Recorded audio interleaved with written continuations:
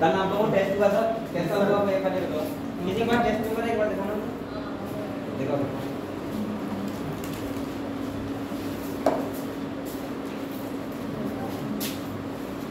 क्योंकि मैंने देखा नहीं था ना, मुझे पता लगा यहाँ आके कि चेंज हो गया था। अच्छा आपका एनिमल और प्लांट का था?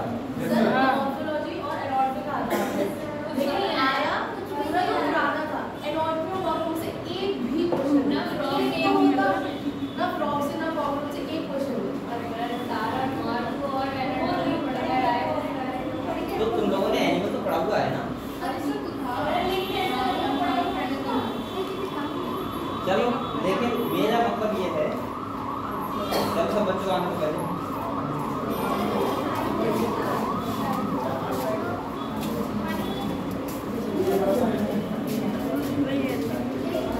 कम आएगा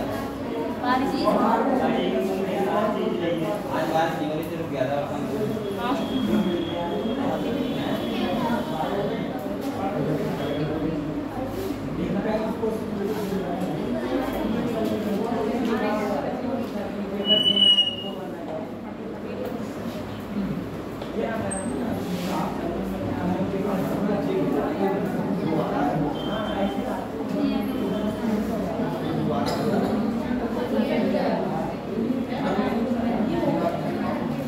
चलो बेटा आप लोग और बच्चे कहाँ हैं? सभी लोग बैठो। पहले मुझे ये बताओ कल टेस्ट देने कौन नहीं आया था? हाँ तुम नहीं आई थी, और कौन नहीं आया था? आने दो बैठो। हाँ जाओ जल्दी से आओ।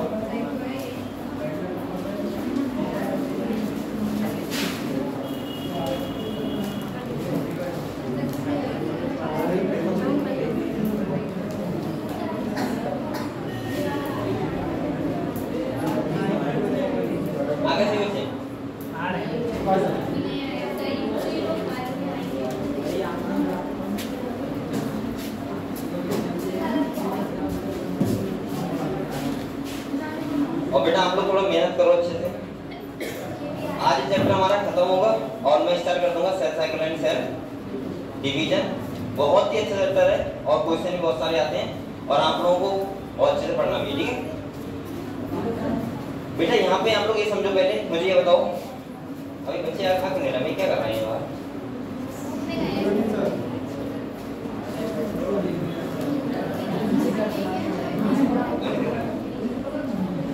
ऐसे कितने बच्चे कल टेस्ट देने नहीं आते? कल टेस्ट देने नहीं आते, तुम क्यों नहीं आए थे? प्रिपरेशन नहीं थी। चलो आके देख लेती कैसा हो रहा है टेस्ट। ठीक है, और सब बच्चे आए थे? कितने बच्चे थे लगभग यहाँ पे टेस्ट में? ना मतलब वैसे कितने थे आप लोग बताओ, मतलब वैसे कितने बच्चे आए होंगे लगभग? इससे थोड़े कम। अच्छा ठीक। देखो कल क्या हुआ था बेटा, ये सुनो पहले मैं आपको बता दूं, जो आपका टेस्ट होने वाला था वो ठीक बात है, मॉर्फोलॉजी और एनाटॉमी का होने वाला था, मैंने दिया भी था। लेकिन एकदम से ये पता लगा कि टेस्ट जो है वो इसका होना है। मतलब ऐसा होता है यहाँ पे बेटा, कोई भी चीज अपने हिसाब से नहीं कर सकते, हमें अकॉर्डिंग टू शेड्यूल उसके साथ चलना पड़ता है। तो फिर तुरंत चेंज करना पड़ा, लेकिन मुझे चेंज करना पड़ा जो, तो उन्होंने मुझे फोन भी किया था कि सर इसका हम ले सकते हैं क्या? तो मैंने कहा एक ही बार में कह दिया ठीक है ले लो। अगर वो ये कहते कि हमें लेना है किसका सेल साइकिल सेल डिवीजन, मना कर दे तुरंत ही, या टेस्ट ही मतलब छुट्टी कर दो, कोई फायदा क्या है। लेकिन जब उन्होंने कहा कि एनिमल किंगडम और प्लांट किंगडम का है, तो मुझे लगा कि ठीक है बच्चे दे देंगे आराम से, कोई दिक्कत होगी लेकिन इतनी बड़ी भी दिक्कत नहीं होगी। और इस वाले टेस्ट में आपके जैसे भी नंबर आए कोई दिक्कत नहीं है। अगर मुझे लगा कि एकदम सरप्राइज हुआ है आपके साथ, आप पढ़ के आए मॉर्फोलॉजी एनाटॉमी लेके एकदम हुआ, कोई बात नहीं, चीजें होती हैं, मैनेज किया करो, ठीक है। अगली बार में मैं अपनी तरफ से नहीं बताऊंगा, पहले मैं कंफर्म करूंगा, आप लोग ओवरऑल पढ़ो, फिर मैं आपको बताऊंगा टेस्ट किसका होगा, ठीक है। क्योंकि इसमें ना गलती मेरी है ना किसी की, यहाँ पे वो एकदम से होना पड़ा तो क्या करोगे। लेकिन जब एनिमल और प्लांट का होना था तो फिर मैं डाउट नहीं हुआ, मैंने ठीक बच्चे आराम से कर देंगे जो भी करेंगे, क्योंकि पढ़ा हुआ है। थोड़ा वो तो है ही, माइंड सेट चेंज करने में टाइम लगता है ना, एकदम माइंड में हो मॉर्फोलॉजी का पढ़ना है, एनाटॉमी पढ़ना है।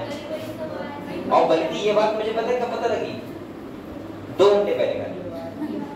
अब मैं अगर तुम्हें मैसेज भी करता तो तुम क्या पढ़ लेते?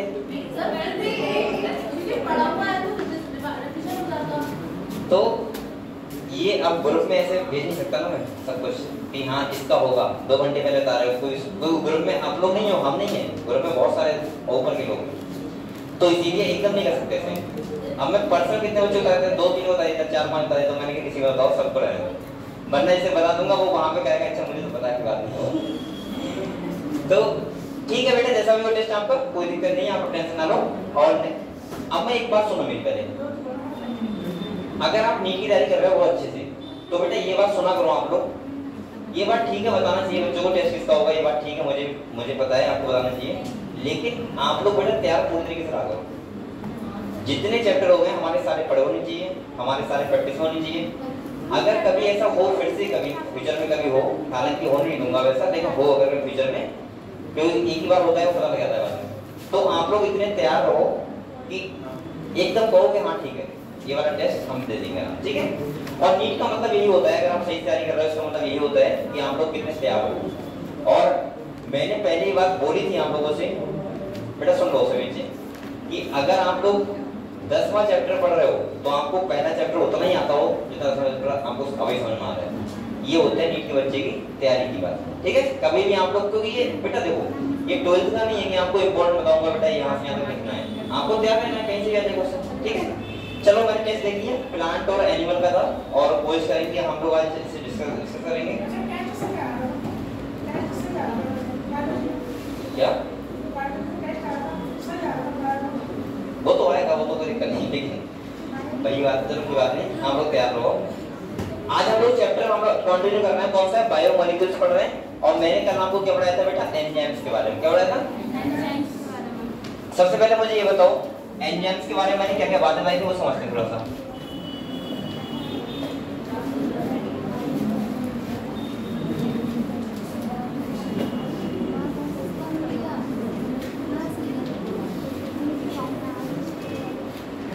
मैंने आपको एंजाइम के बारे में ये बताया था, ऑल एंजाइम्स आर प्रोटीन, मतलब almost all enzyme are protein. बेटा बोलो मत। तो मैंने कहा था सभी एंजाइम क्या होते हैं, और यहाँ पे एक एक्सेप्शन भी था, राइबोजाइम, यानी कि कुछ आरएनए होते हैं जो कैसे वर्क करते हैं, एंजाइम की तरह वर्क करते हैं लेकिन प्रोटीन नहीं होते हैं। जिसका एक्सेप्शन जो था वो क्या था बेटा, एक्सेप्शन जो था वो था राइबोजाइम।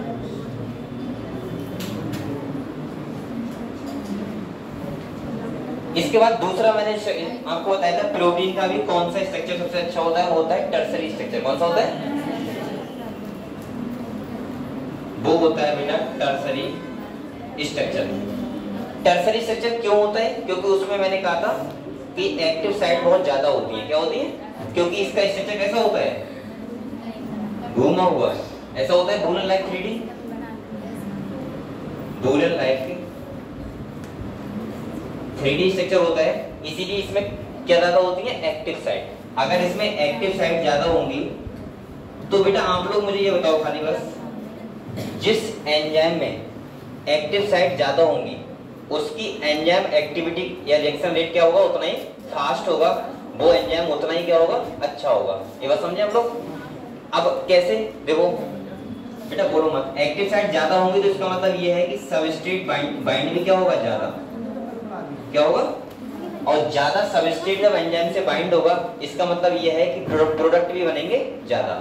तो हमें ये चाहिए, क्या बनेंगे, प्रोडक्ट ज्यादा बनेंगे। ये बात समझ गए आप लोग? इसके बाद मैंने कहा था एंजाइम एक्शन यानी कि एंजाइम एक्टिविटी कैसे होती है, तो आप लोगों को मैंने बताया था सबसे पहले एंजाइम होता है, उसके बाद सबस्ट्रेट होता है, वो फिट होता है तो बनता है एंजाइम सबस्ट्रेट कॉम्प्लेक्स। इसके बाद सबस्ट्रेट की बाइंड वो कन्वर्ट में आता है प्रोडक्ट में, कौन करता है, एंजाइम करता है, और उसके बाद एंजाइम अलग हो जाता है, प्रोडक्ट क्या हो जाता है, अलग हो जाता है। तो हम ऐसे बोल सकते हैं, मैंने आपसे कहा था एक आप लोग परिकल्पना ध्यान रखना, ताला चाबी परिकल्पना, या बोलते हैं लॉक एंड की हाइपोथेसिस। देखो कैसे आपको ध्यान रखना है, यहाँ देखो आप लोग, मैंने कहा था आप लोग जो ध्यान रखना वो ध्यान रखना लॉक एंड की हाइपोथेसिस। यहाँ पे क्या बताया साइंटिस्ट ने ये कहा था कि आप लोग एक चाबी के लिए मान लो एंजाइम है, क्या है, और ताला क्या है, एक सबस्ट्रेट है। आपको पता है जो चाबी होगी उसी का ताला होगा, सेम होना चाहिए। ऐसे यहाँ पे मैंने कहा था एंजाइम कैसे होते हैं किस रिएक्शन के लिए, स्पेसिफिक। स्पेसिफिक का सिंपल सा मतलब है कि जैसा एंजाइम का एक्टिव साइट होगा सबस्ट्रेट का स्ट्रक्चर भी वैसा ही होना चाहिए, वरना वो फिट नहीं हो पाएंगे, और फिट नहीं होंगे तो इसका मतलब प्रोडक्ट में कन्वर्ट नहीं होगा। मैंने आपको ये बताया था बेटा, आप लोग बातें कौन कर रहा है, बिल्कुल बात दो। यहाँ पे ये एंजाइम है मान लो, तो इसका बताओ सबस्ट्रेट कैसा होना चाहिए, ऐसा, समझ गए। और ये बताओ इसमें फिट हो जाएगा आराम से। इसका मतलब ये है कि इससे हमें ये पता लगता है कि एंजाइम इसीलिए किसी भी रिएक्शन के लिए क्या होते हैं, स्पेसिफिक। जैसे सपोज मानो अगर कोई एंजाइम ये है, अगर ये एंजाइम है मान लिया, तो इसका सबस्ट्रेट कैसा हो बताओ, ऐसा हो, तभी तो फिट होगा इसमें। इसका मतलब ये है कि इसीलिए एंजाइम क्या होते हैं, किसी भी रिएक्शन के लिए स्पेसिफिक होते हैं। ये बात में आपको पता लग गई, ठीक है। मैंने ये कहा था बेटा, जैसे ये एंजाइम है, ये सबस्ट्रेट है मान लिया, ये बताएंगे क्लास में समझाओ। एंजाइम है और दूसरा क्या है बेटा, सबस्ट्रेट है, और जब ये मिलता है तो क्या बनता है, एंजाइम सबस्ट्रेट कॉम्प्लेक्स। क्या बनता है, और एंजाइम सबस्ट्रेट कॉम्प्लेक्स बनता है, और ये कन्वर्ट इसको सबस्ट्रेट को किसमें कर देता है, प्रोडक्ट में, और ये बन जाता है एंजाइम प्रोडक्ट कॉम्प्लेक्स। और इसके बाद बेटा क्या हुआ, एंजाइम अलग हो गया और सबस्ट्रेट क्या, प्रोडक्ट क्या हो गया, अलग हो गया। और इसका मतलब ये हुआ कि एंजाइम ने सबस्ट्रेट को प्रोडक्ट में क्या किया, कन्वर्ट कर दिया। समझ गए इतनी बात। दूसरा मैंने कहा था कि कितना, अगर आपसे पूछा जाए कि बताओ कोई भी एंजाइम किसी भी रिएक्शन रेट को कितना बढ़ा देता है, तो बढ़ा देता है 10 मिलियन टाइम्स। कितने मिलियन टाइम्स, 10 मिलियन टाइम्स। मतलब ये हुआ 10 मिलियन टाइम्स किसी भी रिएक्शन रेट को क्या करता है, फास्ट। अब मैंने कहा दूसरा कि कैसे करता है, ये भी तो होना चाहिए, क्यों करता है। तो सिंपल सा एक ध्यान रखो, एक्टिवेशन एनर्जी को कम करके। इसका हिसाब पता है कैसा होता है, देखो अगर आप लोग ये सोचो कि सर एक्टिवेशन एनर्जी फिर कैसे वर्क करती है, तो वो आप लोग समझ लो थोड़ा सा, ठीक है।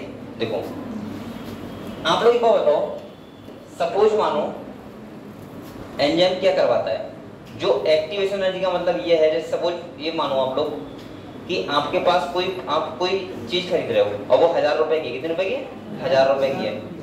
अब मान लिया आपके घर में 5 लोग हैं, 5 लोग 1000 रुपए की चीज तो नहीं खरीद सकते ना, तो अब उसका एक्टिवेशन मतलब है कि उसका रुपया बहुत ज्यादा है।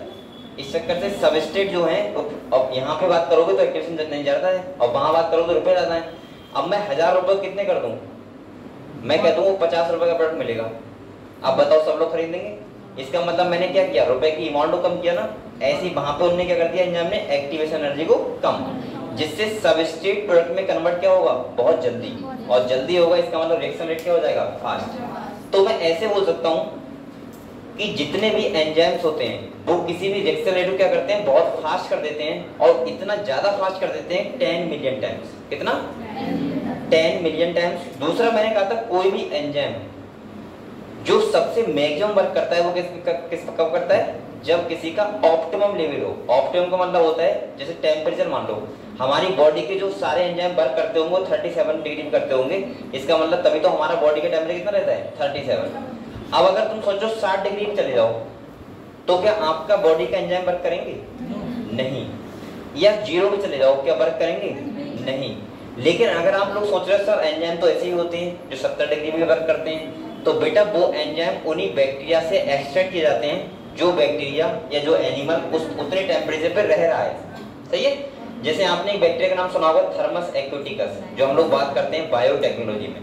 वहां से एक एंजाइम हम लोग लेते हैं, टैग पॉलीमरेज, जो करवाता है पीसीआर। पता है आपको, वो रहता ही 90 डिग्री पे बैक्टीरिया, तो उसका मतलब वो एंजाइम का ऑप्टिमम कितना है, 90 डिग्री। ऐसे ही मैं कुछ एग्जांपल आपको ऐसे दे सकता हूं, जैसे आप ये मत कहना सर कि सारे ह्यूमंस का 37 ऑप्टिमम होगा, नहीं। बहुत सारे लोग दुनिया में ऐसे भी हैं जो बेचारे रह रहे हैं 5 डिग्री पे हमेशा, तो उनका लगभग ऑप्टिमम क्या होगा, कम होगा। जो बहुत ज्यादा गर्मी में रह रहा है उनका ऑप्टिमम क्या होगा, ज्यादा होगा। लेकिन अगर आप एकदम से चेंज करोगे, जैसे अभी आप यहाँ हो और अभी आपको कहाँ भेज दी जाए, पोलो पे, कहाँ भेज दी जाए, आप लोग बीमार हो जाओगे 100%, चाहे कितने भी कपड़े पहन लेना, क्योंकि वहां टेम्परेचर होगा -10। अब बताओ आपके एंजाइम वर्क ही नहीं करेंगे। आप लोग चाहोगे कि भाई हीट देना चाहोगे, बाहर से कपड़े पहनोगे, लेकिन आपका एंजाइम क्या रहेंगे, इनएक्टिव, और इनएक्टिव रहेंगे इसका मतलब आप क्या हो जाओगे, बीमार। जब आप वहां रहने लगोगे हल्के हल्के हल्के हल्के 1 साल के बाद, तो हमारा बॉडी वो तो एडेप्टेशन का बात हो गया, लेकिन अगर मैं वैसे करूं तो एंजाइम किसे वर्क करते हैं, एक ऑप्टिमम लेवल पे वर्क करते हैं, मैक्सिमम। ठीक है।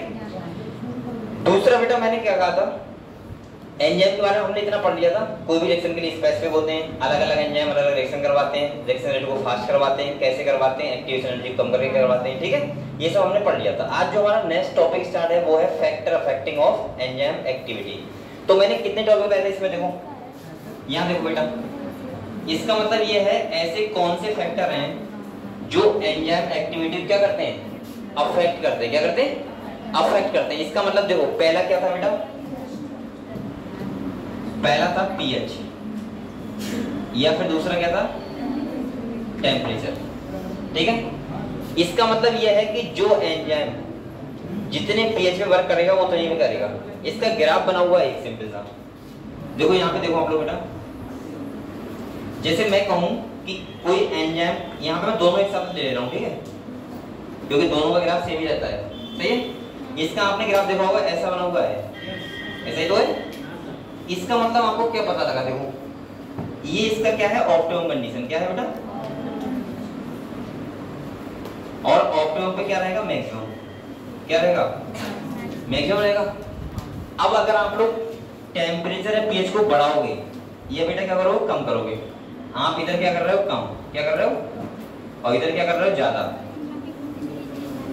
चाहे आप टेम्परेचर ज्यादा करो, चाहे आप पीएच को ज्यादा करो, हमेशा एंजाइम एक्टिविटी देखो क्या हो रही है, डिक्लाइन, कम हो रही है।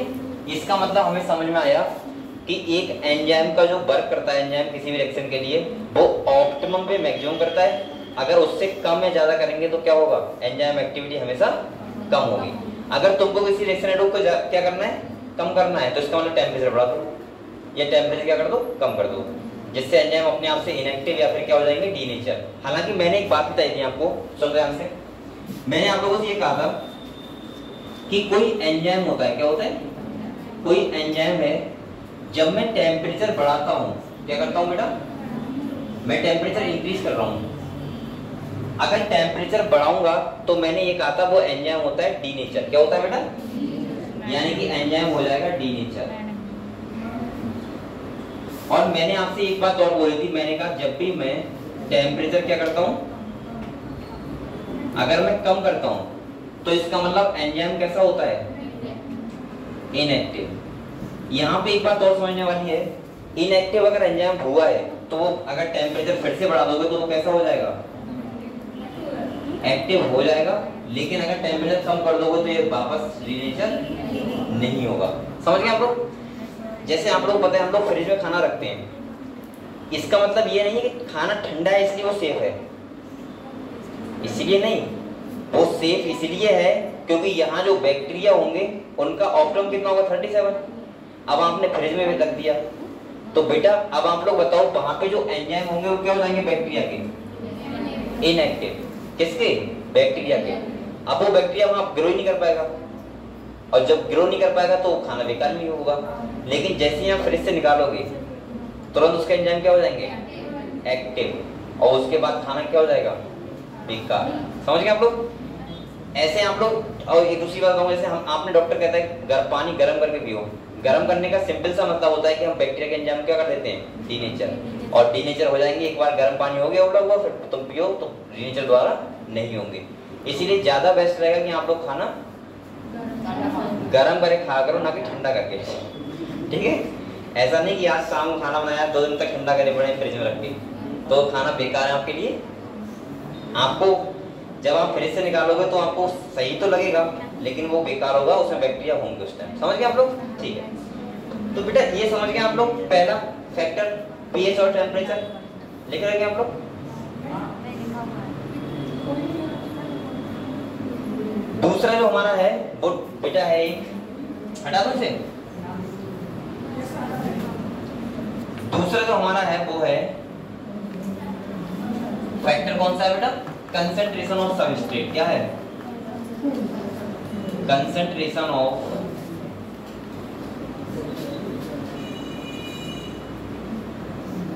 सबस्ट्रेट। बेटा आप लोग बताओ इसका ग्राफ कैसा बनाता? मैं एक बना रहा हूँ ग्राफ आपके लिए। यहाँ देखो मैं इधर रख रहा हूँ बेटा क्या? सबस्ट्रेट कंसंट्रेशन क्या रख रहा हूँ, और इधर क्या कर रहा हूँ मैं? रेट ऑफ एंजाइम एक्टिविटी या रेट ऑफ रिएक्शन। सही है? या मैं लिख दे रहा हूँ यहाँ पे, क्या लिखूँ बताओ? Rate of reaction. ठीक है, इसका जो ग्राफ है वो ऐसा दिया हुआ है, आपने देखा होगा। अच्छा एक चीज और देखी होगी आपने, ऐसे करके। अब आप लोग बताओ, सबसे पहले मुझे बताओ ये क्या मैक्सिमम नहीं है? क्या है? यानी कि मैं यहाँ लिख सकता हूँ बी मैक्स, इसका मतलब हुआ कि वेलोसिटी एंजाइम की क्या है? मैक्सिमम है। लेकिन आपने एक चीज देखी होगी ऐसे करके, यहाँ पे एक ऐसे भी लिखा हुआ है जहाँ लिखा होगा बी मैक्स बाई 2 और इधर लिखा होगा केएम वैल्यू। ये लिखा है। पहले मैं आपको ग्राफ समझा दूं, फिर मैं समझा रहा हूँ केएम क्या है। ठीक है, सुनो। यहाँ पे हमें ये बता रहा है, ये सिंपल सा बेटा आप लोग सुन लो, अभी समझा रहा हूँ ना इसलिए।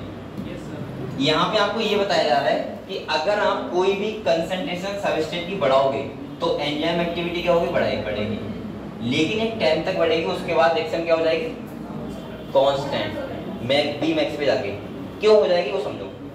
बेटा आप लोग ये बताओ, अगर मान लिया मेरे पास कितने, मैं ऐसे नॉर्मल बता रहा हूँ, अगर आपके पास 100 हैं क्या एक्टिव साइट, कितनी एक्टिव साइट किसकी है? ये मैं एक्टिव साइट लिख रहा हूँ, समझ में आ जाए। वैसे मैं लिख देता हूँ यहाँ पे एंजाइम, मान लो 100 एंजाइम में एक्टिव साइट है।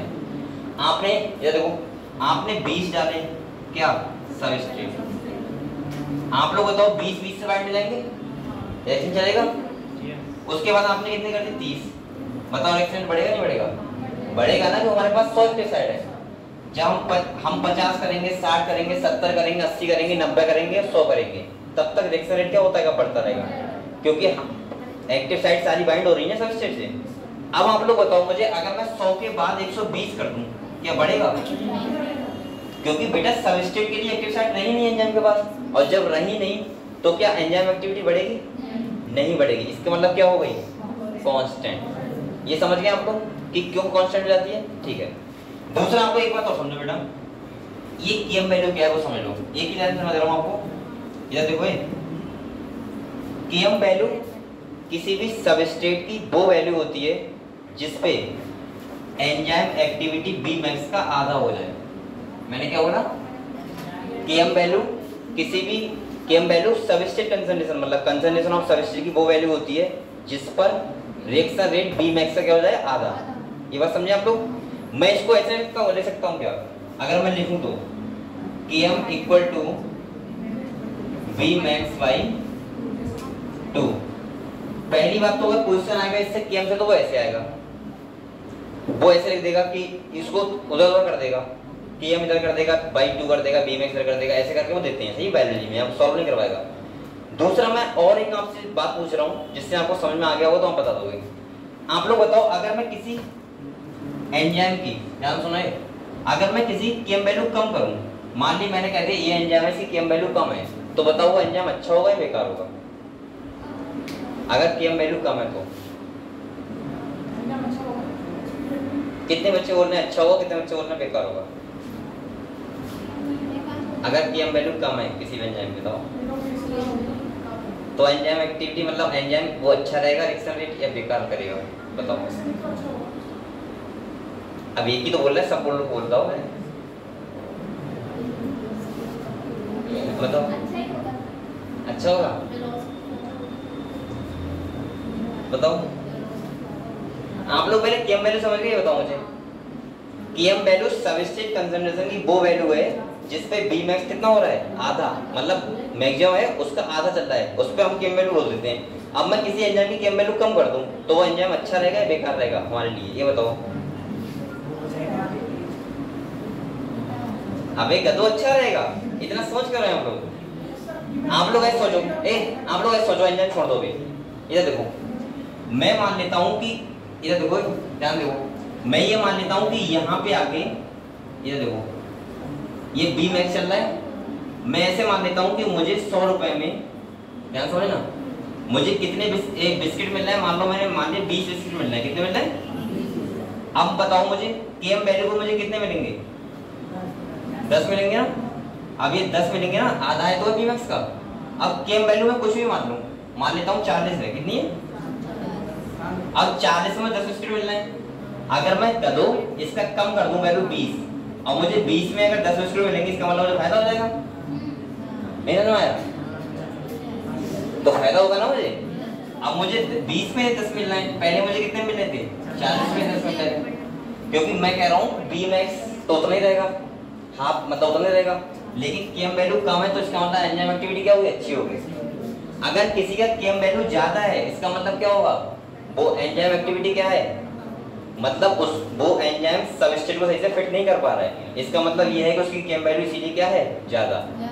बहुत अगर वो पूछेगा तो ये क्वेश्चन हो सकता है, चाहे आप लोग ऐसे लिख लो, अगर किसी की केएम वैल्यू क्या है? कम, तो एंजाइम एक्टिविटी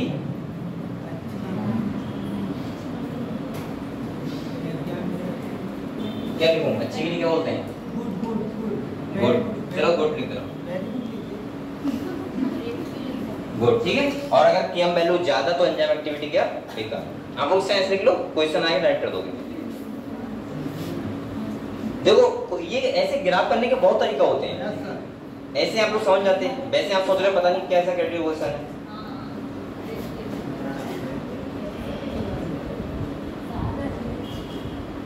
अच्छा यहाँ पे मैं ऐसे लिख सकता हूँ KM value inversely proportional to enzyme activity, ये ज्यादा अच्छा रहेगा ना? सही है। मैं यहाँ ऐसे लिख रहा हूँ, ये भी लिखना, ये भी साथ में ग्राफ के बराबर, ये ज्यादा इंपॉर्टेंट है, ये ज्यादा इंपॉर्टेंट है। और एक मैं ऐसे दे रहा हूँ,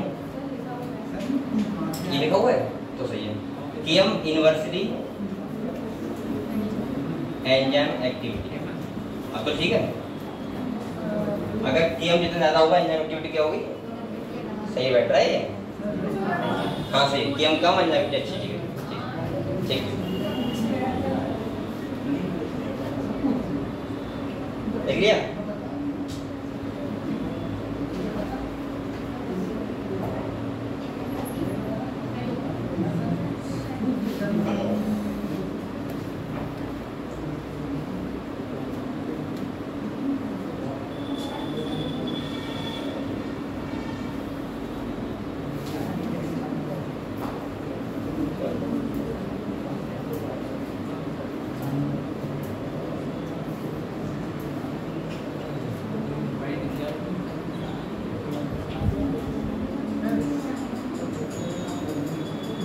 हो गया इतना? लिख लिया? सबको लिख लिया? ठीक है। अगले हम लोग जो तीसरा तुम्हारा है सबस्ट्रेट कंसंट्रेशन, वो फैक्टर वो कौन सा है? वो है तुम्हारा इनहिबिटर। क्या है बेटा? इनहिबिटर। अब इसको समझने के लिए थोड़ा सा आप लोग समझ लो वाली, फिर हम लोग किताब पढ़ते हैं, ये वाला टॉपिक आपका तैयार पूरी तरीके से हो जाएगा, ठीक है? बहुत अच्छे से। अगर हम इनहिबिटर की बात करें तो ये कैसे वर्क करते हैं वो आप लोग समझ लो। इनहिबिटर का वर्क कैसे होता है देखो, ये लिख लिया आप लोगों ने? चलो अगले बढ़े, ठीक है बेटा। यहाँ पे समझो नेक्स्ट हमारा टॉपिक जो आता है वो आता है इनहिबिटर। अच्छा इनहिबिटर नाम से पता लग रहा है इनहिबिट कर रहा होगा, कैसे कर रहा होगा वो समझना है हमें। देखो कैसे कर रहा है, आप लोग यहाँ पे देखो मेरे से एंजाइम बना रहा हूँ। ये क्या बना रहा हूँ बेटा? ये क्या है? एक एंजाइम है। क्या है? इसकी एक्टिव साइट यही तो है, यही तो है। इसका बताओ सबस्ट्रेट कैसा होना चाहिए? ऐसा होना चाहिए। ये क्या है? इसका सबस्ट्रेट है। ये बेटा मैं खाली सिंपलाइज करता हूँ, ऐसा नहीं कैसा होता है। कहीं आपसे सबस्ट्रेट कैसा होता है तो आपको सर ने बताया था ऐसा होता है। ये मैं समझाने के लिए सिंपलाइज कर रहा हूँ, ऐसा नहीं कैसा होता है। सबस्ट्रेट तो कुछ भी हो सकता है, जो प्रोडक्ट में कन्वर्ट हो रहा है वो सबस्ट्रेट। जैसे ग्लूकोज है, ग्लूकोज है और ग्लूकोज से क्या बन रहा है? Pyruvic acid. तो इसका मतलब ग्लूकोज क्या हो गया? सबस्ट्रेट। सही है। जो भी रिएक्शन हो रही है, जो भी, जैसे स्टार्च से डाइसैकेराइड बनता है, सही है, माल्टोज बनता है, तो स्टार्च वहां पे क्या है? सबस्ट्रेट, और माल्टोज क्या है? प्रोडक्ट, और बीच में क्या है एंजाइम, कौन सा बताओ, सलाइवरी अमाइलेज होता है नहीं होता है। ऐसे ही आपका प्रोटीन ब्रेकडाउन होता है पेप्सिन द्वारा, तो प्रोटीन क्या होगा सबस्ट्रेट और प्रोडक्ट, समझ गए बात, ठीक है। अब बेटा यहाँ पे देखो ये है सबस्ट्रेट, ये इससे फेड हो सकते हैं आराम से। अब मुझे क्या करना है, इसकी एंजाइम एक्टिविटी कम करनी है, तो पता है मैं क्या करूंगा, मैं एक इनहिबिटर लेके आऊंगा। क्या लेके आऊंगा?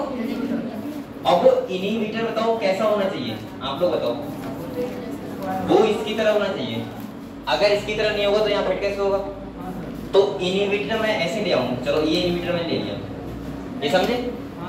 अब बताओ बेटा यहाँ पे कौन फिट हो जाएगा, देखो यहाँ से ये फिट हो गया, और जब ये यहाँ पे फिट हो जाएगा तो बताओ क्या ये फिट हो पाएगा? नहीं। इसका मतलब एंजाइम एक्टिविटी क्या हो गई?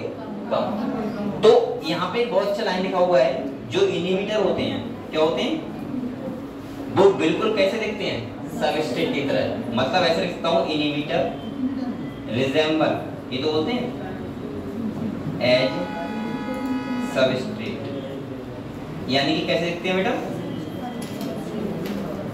सबस्ट्रेट की तरह। कौन? इनहिबिटर। ये आपको क्लियर हुआ कि इनहिबिटर हमेशा कैसे दिखना चाहिए, सबस्ट्रेट की तरह।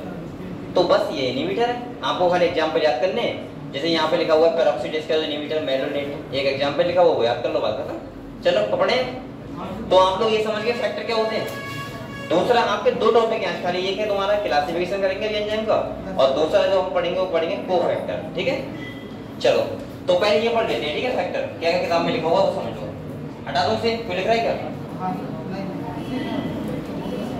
पानी किसी पास?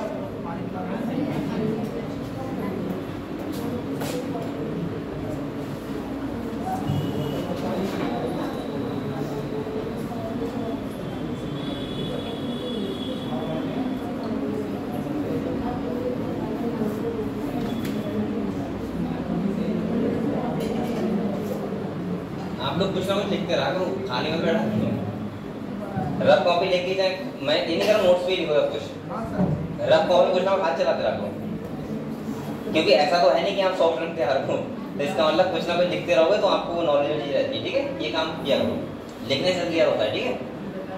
चलो हम लोग अगली बात करते हैं। अब किताब पढ़नी थोड़ी देर, चलो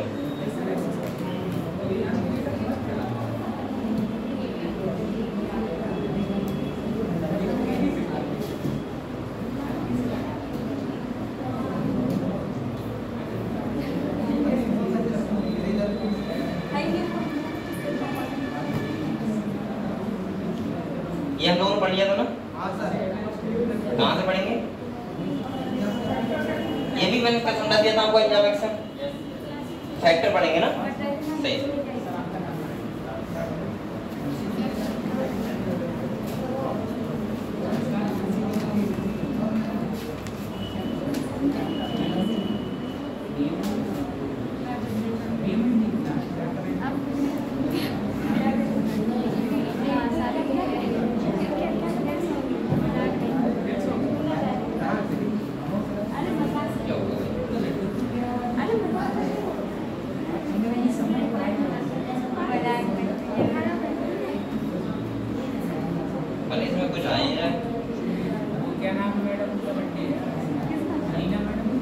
चलो ये समझो बेटा, तो यहाँ पे देखो क्या क्या होते हैं, ऐसे कौन से फैक्टर है जो अफेक्ट करते हैं, ठीक है। जैसे यहाँ पे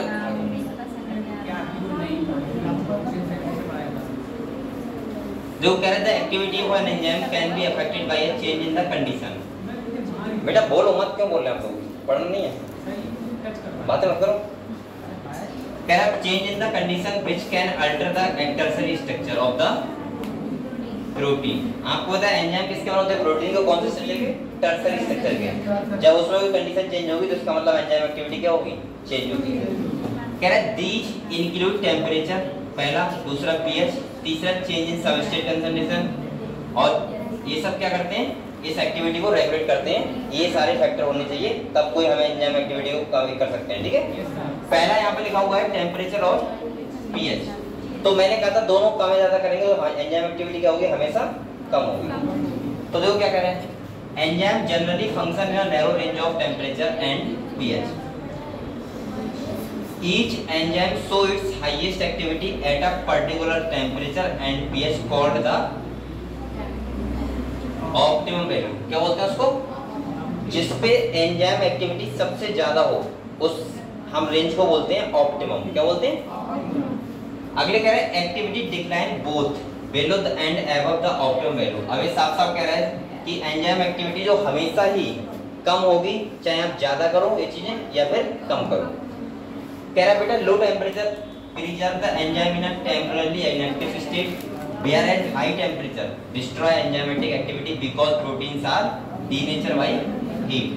तो मैंने ये बात बता दी आपको, मैंने कहा था टेम्परेचर अगर कम करेंगे तो एंजाइम एक्टिविटी इनएक्टिव होगी, वो टेम्पररी थोड़ी देर के लिए। जब टेम्परेचर बढ़ाएंगे फिर से क्या होगा? एंजाइम एक्टिविटी बढ़ जाएगी। लेकिन अगर आप क्या करोगे, ज्यादा करोगे, तो इसका मतलब क्या होगा? प्रोटीन का नेचर होता है वो कैसे हो जाएगी? डीनेचर। और डीनेचर हो जाएगी इसका मतलब क्या होगा? दोबारा से वर्क नहीं करेगा। ठीक है, चलो अगले देखो। अगला टॉपिक जो तुम्हारा आता है वो आता है कंसंट्रेशन ऑफ सबस्ट्रेट।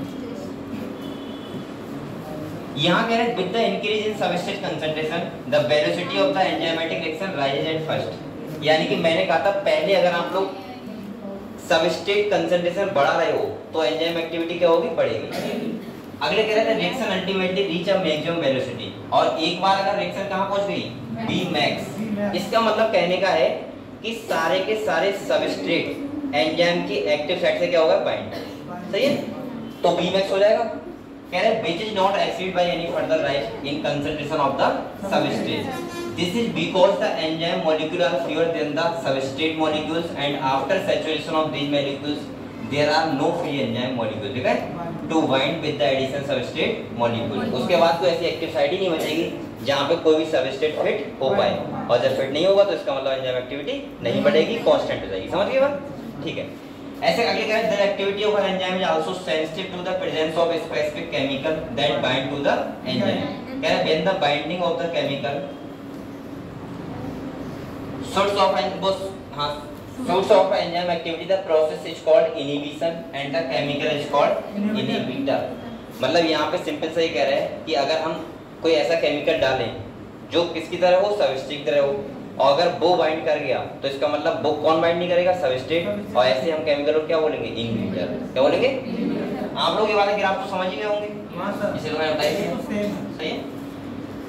कह रहे व्हेन द इनहिबिटर क्लोजली, देखो ये लाइन लिखिए, और ये मैंने ऐसे क्वेश्चन बहुत सारे देखे हैं, इसको आप लोग स्टर्न लो यहाँ पे। कह रहे when the inhibitor closely resemble the substrate in its molecular structure and inhibit the activity of the enzyme। और क्या करता है?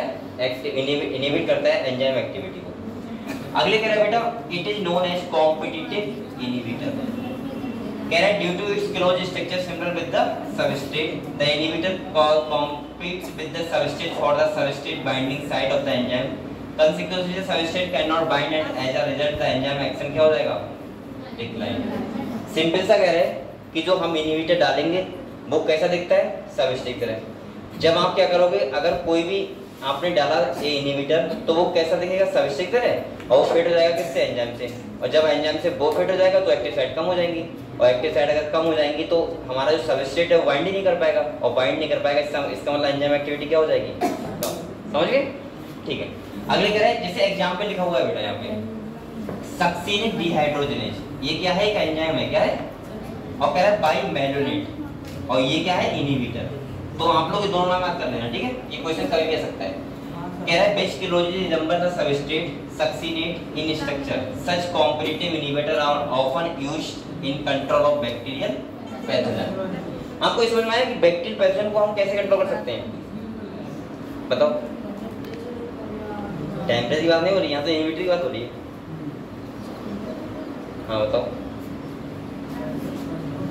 टेम्परेचर से कर सकते हो तो अलग बात है, वो उससे भी कर सकते हैं। यहाँ पे ऐसे करेंगे बेटा, देखो एक बात सुनो, ये इनहिबिटर की बात कर रहे हैं। कह रहे हैं सच कॉम्पिटिटिव इनहिबिटर, देखा है यहाँ पे, are often use in control of bacterial. तो यहाँ पे टेम्परेचर की बात नहीं कर रहा है, किसकी बात कर रहा है? Competitive inhibitor. कैसे काम करते हैं देखो। मान लिया कोई बैक्टीरिया है बेटा, क्या है? बैक्टीरिया है, और इसे सर्वाइव, जैसे सपोज मानो उसको सर्वाइव करने के लिए एक एंजाइम चाहिए। क्या चाहिए? एंजाइम। अगर ये एंजाइम होगा तो ये सर्वाइव करेगा, जिंदा रहेगा। अब मैं क्या किया, मैंने यहाँ पे इनहिबिटर डाल दिया। क्या डाल दिया? अब आप लोग बताओ, इनहिबिटर क्या करेगा, एंजाइम को एक्टिविटी करने नहीं देगा, और एंजाइम एक्टिविटी नहीं करेगा तो बैक्टीरिया क्या हो जाएगी, डेथ, सर्वाइव कर ही नहीं पाएगा। ऐसे रोकता है बैक्टीरियल पैथोजन को। भाई जैसे आपके अंदर कोई प्रोटीन बन रहा हो और वो जरूरी हो कि आप जिंदा तभी रह पाओगे, अब मैं कुछ इनहिबिटर डाल दूंगी वो एंजाइम काम ही ना करे तो क्या हो जाएगा, डेथ हो जाएगी नहीं जाएगी। ऐसे यहाँ पे बैक्टीरियल पैथोजन से हो रहा है। तरीके तो बहुत हैं, कोई ऐसा नहीं खाली यही तरीका है बैक्टीरिया कंट्रोल करने को। जैसे आपने देखा होगा ये तो इनहिबिटर हो गया, समझे कैसे हो गया। दूसरा टेम्परेचर हो गया, पीएच, हमारे जैसे हम लोग खाना खाते हैं तो यहाँ पे पीएच का ही रोल होता है पूरा। भाई आप लोग पता है एसिडिक खाना क्यों होता है, जिससे बेसिक मीडियम में जो ग्रो करना बैक्टीरिया खत्म हो जाए, हमारे जाके स्टमक में होता है एसिडिक हो जाता है। ऐसे ही टेम्परेचर का रोल बहुत बड़ा होता है। आपने देखा होगा बहुत सारी चीजों को हम सुखाते हैं धूप में रख के जैसे वो बेकार ना हो। तीसरा आपने देखा होगा कंसंट्रेशन कम या ज्यादा करके हम कर सकते हैं काम। जैसे आपने देखा होगा अचार वगैरह होता है उसमें नमक लगाते हैं, नमक का पता क्या होता है, हम कंसंट्रेशन बढ़ाते हैं जिससे वहां पे कोई भी चीज आए तो सर्वाइव ना कर पाए, बैक्टीरिया वगैरह। क्योंकि जब कंसंट्रेशन चेंज होती है तो जो सर्वाइव कर रहा होगा वो सर्वाइव नहीं कर पाएगा। यही रीजन है कि अगर कोई फ्रेश वाटर में मछली रह रही है तो मैरीन एनवायरनमेंट नहीं रह पाएगी, और जो मैरीन में रह रहा है वो फ्रेश वाटर में क्यों, क्योंकि पानी का कंसंट्रेशन क्या हो जाता है, चेंज। और कंसंट्रेशन का इतना बड़ा रोल होता है कि अगर सोचो अगर कोई सेल है मान लिया, उससे अगर वाटर इधर जा रहा है तो कंसंट्रेशन चेंज होने के बाद वाटर किधर जाएगा, अंदर। और अगर कोई पानी अंदर जा रहा है तो उसका मतलब कहाँ जाएगा, बाहर। और जब सेल में अगर ऐसा होने लगेगा तो सेल डेथ हो जाएगी, ब्लास्ट हो जाएगी, है ना। तो ये होता है, समझ गए आप लोग। तो कॉम्पिटिटिव इनहिबिटर भी क्या करते हैं, बैक्टीरियल पैथोजन को कंट्रोल करने में क्या करते हैं, हेल्प करते हैं। समझ गए आप लोग ये बात, ठीक है। तो बेटा ये वाला आपको टॉपिक क्लियर हुआ, बताओ। नेक्स्ट हमारा टॉपिक आता है वो क्या आता है, classification and nomenclature of enzyme. ये टोटल जो आपके क्लास है यहाँ पे कितने, 6। कितने, पहली बात तो आपको इन 6 क्लास के नाम याद होने चाहिए, और अगर आपको नाम याद है तो उनके नाम में ही उनका फंक्शन लिखा हुआ है कि वो वर्क कैसे करते हैं और किस बेस पे हमने क्या किया है, क्लासिफाई किया है एंजाइम्स को, ठीक है। तो पहले तो मैं 6 नाम आपको दिखा रहा हूँ, कौन कौन से हैं देखो। यहाँ पे देखो बेटा, आपको आप टेंशन ना लो, अभी याद रहेगा आपको। पहला कौन सा है बेटा, ऑक्सीडो रिडक्टेज। दूसरा कौन सा है, ट्रांसफेरेज। तीसरा, चौथा और पांचवा आइसोमेरेज, छठा लाइगेज, ठीक है। ये 6 नाम से आपके एंजाइम को क्लासिफाई किया गया है, और अकॉर्डिंग टू इनकी एक्टिविटी कैसे होती है, अकॉर्डिंग टू फंक्शन, इनको हमने 6 क्लास में क्या किया, डिवाइड किया एंजाइम को। तो पहला कौन सा है बेटा बताओ, ऑक्सीडेटिव। दूसरा ट्रांसफेरेज। आप लोग ट्रिक बना दो इनकी शायद, OTH नाम में, OTHNIL,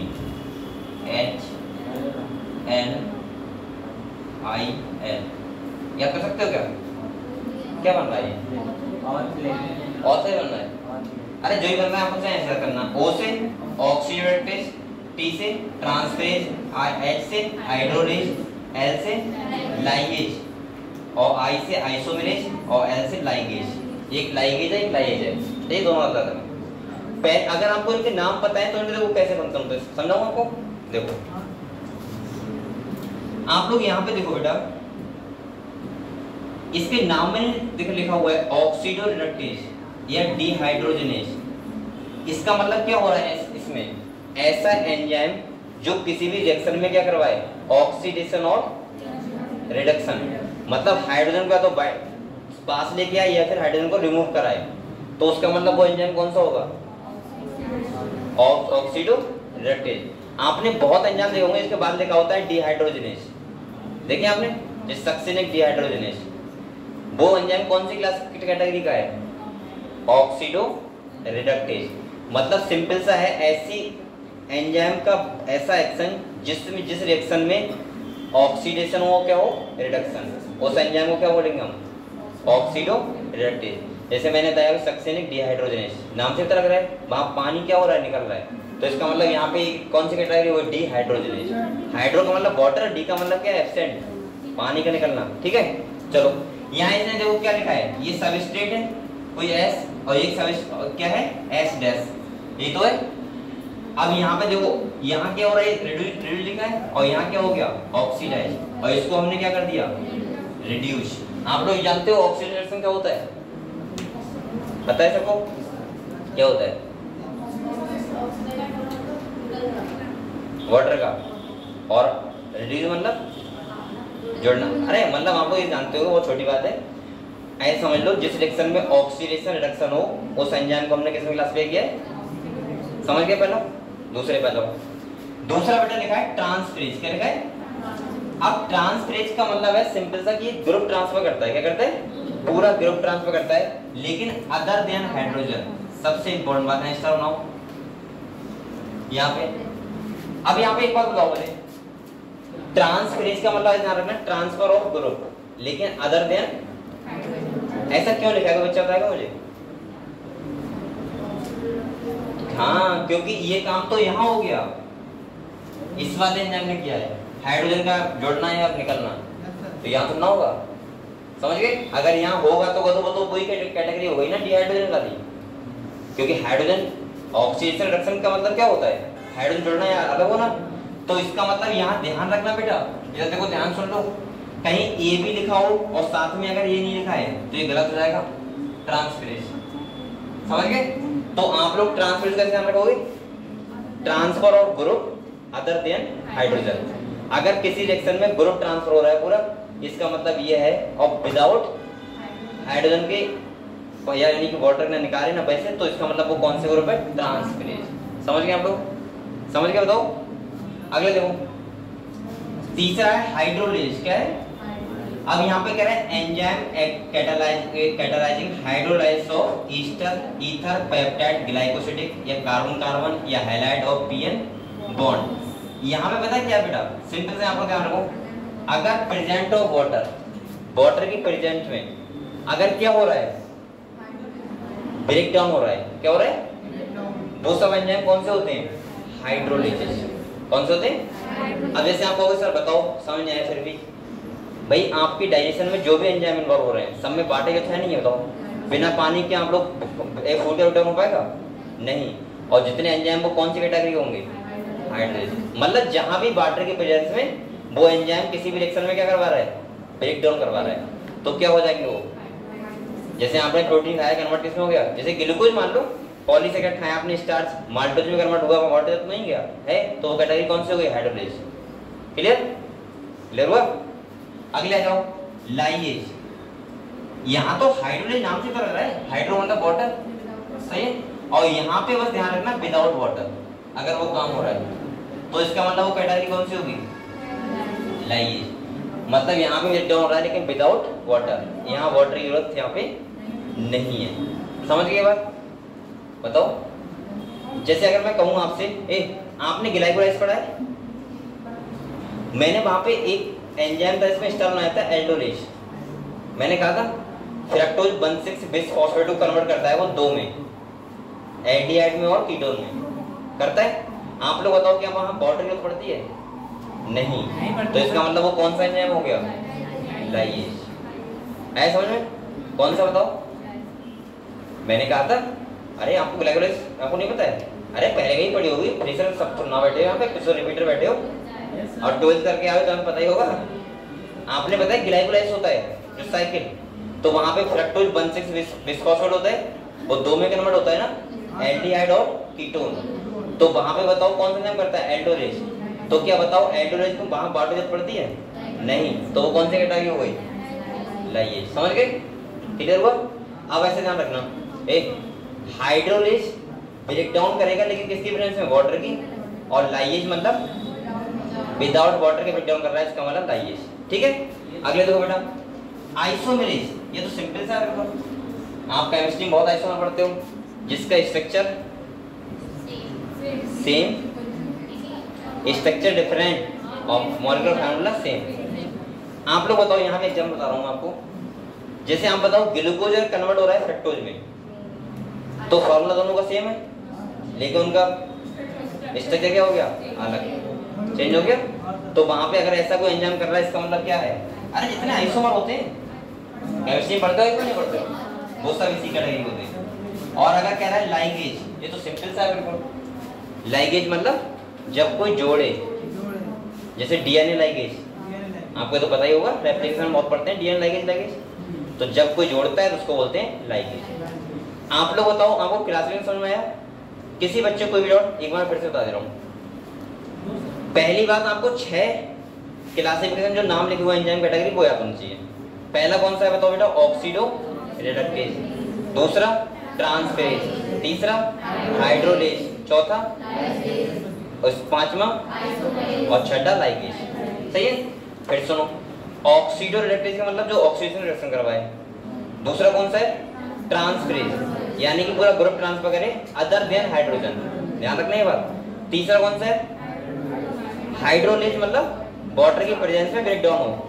लाइगेज मतलब विदाउट वाटर ब्रेक डाउन हो। इसके बाद कौन सा बचा? आइसोमेरेज, मतलब आइसोमर, मतलब ग्लूकोज से फ्रक्टोज, जैसे मतलब स्ट्रक्चर सेम, फॉर्मूला सेम और स्ट्रक्चर डिफरेंट, ठीक है। और लास्ट कौन सा है? लाइगेज, जो क्या करता है? जोड़ने का काम। बस हो गया, क्लियर हुआ? क्लियर हुआ? चलो अब हम लोग आते हैं नेक्स्ट, हमारा जो टॉपिक है वो है कोफैक्टर। ये ध्यान रखना, दोनों से टॉपिक से क्वेश्चन आता है एक एक, अब आ ही जाता है। हम लोग बात कर रहे हैं किसकी? कोफैक्टर। अब यहाँ थोड़ी मेरी बात सुनो ध्यान से। कोफैक्टर क्या होते हैं? मैं सिंपल भाषा में पहले आपको समझा दूं कोफैक्टर क्या है, वरना आपको समझ नहीं आएगा। पहले इधर आ जाओ आप लोग। कोफैक्टर क्या है वो हम समझते हैं।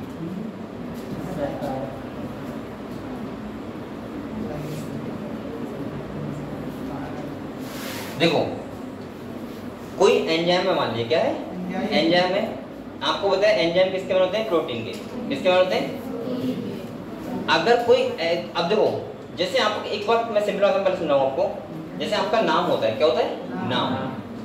आपका नाम क्या कंप्लीट खाली आप अपना नाम ले लोगे तो बन जाएगा? जैसे मैं कहने लगूं मेरा नाम अंशु है, मैं बोल तो सकता हूँ ये बात, लेकिन मुझे अपना वो तो बताना पड़ेगा ना बाद में क्या है। मैं फॉर्म पे खाली अपना नाम तो नहीं लिख सकता हूँ, बाद में सरनेम लिखना पड़ेगा। और जब तक मैं वो ना लिखूंगा कंप्लीट हो पाएगा?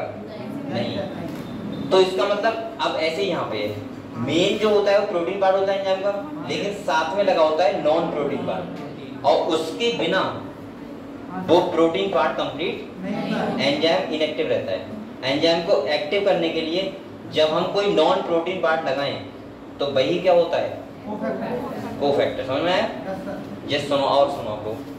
जैसे मान लो कोई एंजाइम है, क्या है बेटा? तो एंजाइम में दो चीजें होंगी, एक तो होगा प्रोटीन पार्ट और एक क्या होगा साथ में? Non protein.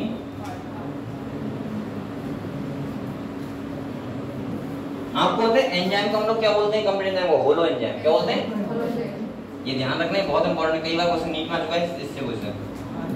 इसको हम लोग बोलते हैं होलो एंजाइम। क्या बोलते हैं? और अगर मैं यहाँ पे लिखूं तो इक्वल टू, पता है क्या लिखेंगे हम लोग? इसको बोलते हैं प्रोटीन पार्ट को एपो एंजाइम, और साथ में क्या लिखेंगे? नॉन प्रोटीन पार्ट मतलब कोफैक्टर। इन दोनों को मिला के बनता है बेटा कंप्लीट एंजाइम। समझ गए आप लोग? वरना वैसे ये कैसा रहता? इनएक्टिव। कैसा होता? इनएक्टिव। किसके? विदाउट इसके। ये वाला रिएक्शन नीट में आ चुका है, आपको ऐसे पता होना चाहिए। होलो एंजाइम पता कैसे लिखते हैं? ऐसे लिखते हैं cofactor equal to apo enzyme holo enzyme, या ऐसे लिख देंगे apo enzyme equal to holo enzyme plus cofactor, या लिखेंगे holo enzyme equal to apo enzyme plus cofactor. तो इसका मतलब आंसर क्या सही होगा? आपको पता होना चाहिए होलो मतलब क्या होता है? कंप्लीट। समझ गए? और कंप्लीट कब होता है? जब हम प्रोटीन पार्ट और नॉन प्रोटीन पार्ट दोनों मिलाते हैं, इसका मतलब क्या होता है? कंप्लीट। तो आप लोग पहले तो किताब में जहाँ कोफैक्टर लिखा है वो ये लिखो, ऐसे करके जैसे मैंने लिखा है, सेम ऐसे लिखो।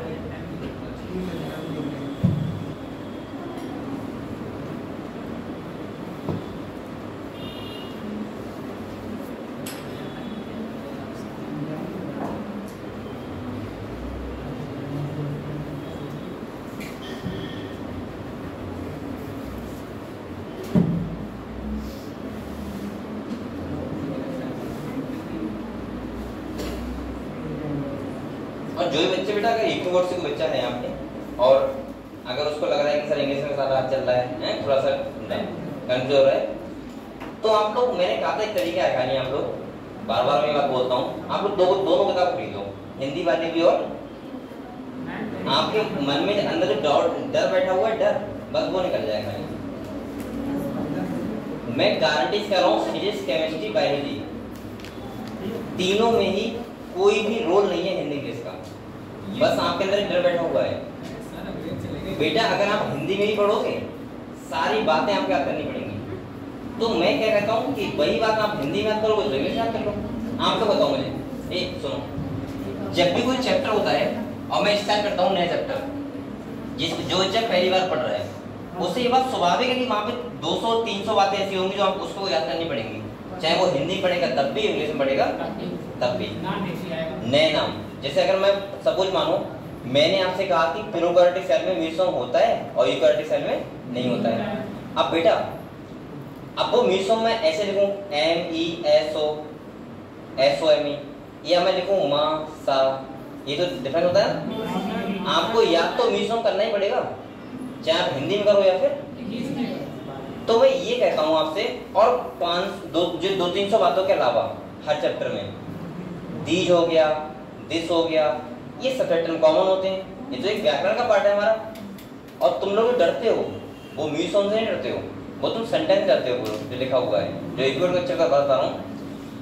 ये अगर आपने एक चैप्टर 2 चैप्टर तक सही से पढ़ लिया, आपने एक पूरा खेल होता है माइंडसेट का। अगर आपने माइंडसेट बना लिया कि मुझे पढ़ना ही पढ़ना है इंग्लिश में, मैं गारंटी से कह रहा हूँ आप 2-3 महीने बाद खुद कहोगे कि सर हिंदी में आधी बातें समझ नहीं आती क्या लिखा हुआ है। अब भाई अगर आप लोग पत्ती पढ़ोगे, आप लीफ पढ़ लोगे, क्या दिक्कत है? एक बार गूगल लेके बैठा करो साथ में, जब भी पढ़ा करो, जो भी बात आपको समझ नहीं आ रही तुरंत आपको गूगल पे देखो। अगर आप लोग हर चैप्टर में ऐसे करते रहोगे, एक दिन ऐसा आएगा सारी बातें पता होंगी। भाई अगर आप इतना डिफरेंस होता है, हिंदी में लिखा होता है सभी और इंग्लिश में लिखा होता है और। अब आप अगर आपको नहीं पता लग रहा है ऑल का मतलब क्या है, लेकिन बेटा थोड़ा काम करना पड़ेगा, तो आप ऑल को हिंदी तुरंत खोल में देखो, सभी लिखा हुआ है, बात करना। अब एक बार याद कर लो उसको, अब हर चैप्टर में वो आएगा। भाई कहीं फ्रेश वाटर लिखा है, कहीं लिखा है साफ पानी, हाँ जो भी लिखा है। तो अगर आपको सब एग्जाम्पल बता रहा हूँ मैं, अगर कहीं फ्रेश वाटर लिखा है, आप लोगों को नहीं पता है फ्रेश वाटर क्या है, सही है, गूगल करो फ्रेश वाटर। मैं आज तक उसका यूज कर लेता हूँ, क्या बोलते हैं डिक्शनरी का, आप लोग को नहीं कर देता। जहाँ फ्रेश वाटर लिखा तुरंत फोन में डालो, फ्रेश वाटर का मतलब क्या आएगा, साफ साफ एक बार आएगा, याद कर लो। पूरी बायोलॉजी में बात जब बोलूंगा फ्रेश वाटर आप समझ जाओगे। अब आपके सामने सबसे बड़ा मोटिवेशन मैं हूँ, क्यों? क्योंकि मैं प्रॉपर रिव्यूअर से पढ़ा हुआ हूँ, सही है, क्योंकि भाई मैं पढ़ा हुआ हूँ तो मुझे पता है ना। अगर मैं CBSE से पढ़ा होता तो मैं आपको ज्ञान नहीं देता। मुझे लगता कि यार बच्चे कन्वर्ट नहीं हो पाएंगे हिंदी वाले इंग्लिश में। और मैं सही बता रहा हूँ, बिल्कुल सही बता रहा हूँ, ऐसे नहीं ऐसे बोल रहा हूँ। मैं EP बोर्ड वाले बच्चों को पढ़ाने से मना कर देता हूँ, चाहे वो मुझे 5,000 रुपये महीना क्यों ना दे, मतलब प्राइवेट बता रहा हूँ, क्योंकि मुझे पढ़ाई नहीं मिलेगा हिंदी में और मैं प्रॉपर EP बोर्ड से हूँ। अब ये कैसे कन्वर्ट किया मैंने अपने आप को? आपके पास तो बहुत टाइम था, बहुत सारी चीजें हैं, आपके पास गूगल है, आपके पास फोन है। जब हम पढ़ते थे तो हमारे पास सुविधा नहीं थी, ना फोन था ना गूगल था कि हम तुरंत देख लेंगे हिंदी में। मैंने 1 साल तक इसी पे काम किया, खाली कैसे हिंदी को इंग्लिश में कन्वर्ट करना है। और आज आपके सामने एग्जाम पे खड़ा हूँ कि मैं टोटल इंग्लिश पढ़ाता हूँ, और आज से नहीं 5 साल से पढ़ा रहा हूँ, इंग्लिश नहीं पढ़ा रहा हूँ, हिंदी मैंने आज तक नहीं पढ़ाया। हालांकि इतनी आती है कि बच्चों को पढ़ा दूंगा हिंदी वाले को, लेकिन मैं पढ़ाता रहता कैसे हिंदी वालों को, मेरे माइंड में इंग्लिश चलती है और सामने बच्चों को हिंदी पढ़ा दूंगा, किताब रखी तो पढ़ा दूंगा, लेकिन वो चीज मेरे माइंड में इंग्लिश चल रही होगी। जैसे कहीं पे लिखा है मूल लिखा है, अब मैं मूल नहीं समझ पाऊँ क्या लिखा है, तो मुझे इतना, अब इंग्लिश वाली NCERT इतना मेरे माइंड में फ्रेम हो गई है कि मुझे ये तक पता है कि इसके बाद रूट आएगा। अब मेरे माइंड में चल रहा है रूट, लेकिन बच्चे के सामने मैं क्या बोलूंगा, मूल, ऐसा कर सकता हूँ। लेकिन प्रॉपर हिंदी में मैं, मतलब अब मैं इसलिए बता रहा हूँ कि आप लोग कर सकते हो ऐसा। इंग्लिश में आपको बहुत ज्यादा वो नहीं है, और जब मैं कर सकता हूँ तो आप लोग क्यों नहीं कर सकते हो? और ये करने में आपको मुश्किल से लगेंगे 2-3 महीने बस, लेकिन करोगे तभी तो। और एक बात बताऊँ आपको, अगर आप इस चीज को लेके बैठे रहोगे कि सर आप हिंदी इंग्लिश पढ़ा रहे हो, मैं हिंदी पढ़ रहा हूँ, ये क्या कर रहा हूँ, क्या नहीं कर रहा हूँ। ए सुनो, मैं गारंटी से कह रहा हूँ, अगर आपको हिंदी में पढ़ाया जाए तब भी आप क्वेश्चन उत्तर नहीं कर पाओगे। ऐसा नहीं कि हिंदी में आप 100% कर दोगे, कि अगर मैं हिंदी प्रॉपर पढ़ाऊँ हिंदी में तो आपको मैं 90 क्वेश्चन दो हिंदी में, आप 90 कर दोगे, नहीं कर पाओगे, लिख कर देगा, क्योंकि आप पढ़ ही नहीं रहे हो। और अगर आप पढ़ रहे हो तो उतना ही आपको इंग्लिश भी समझ में आएगा। सारा समझ लिया आप लोगों ने? समझ लिया आप लोगों ने? अब आप लोग कभी करेंगे इस बात को लेकर, पता है क्यों? ऐसा नहीं, जैसे आप लोग ऐसे समझो, आप लोगों ने कहाँ जा रहे हो सर? वहाँ ट्रेन है?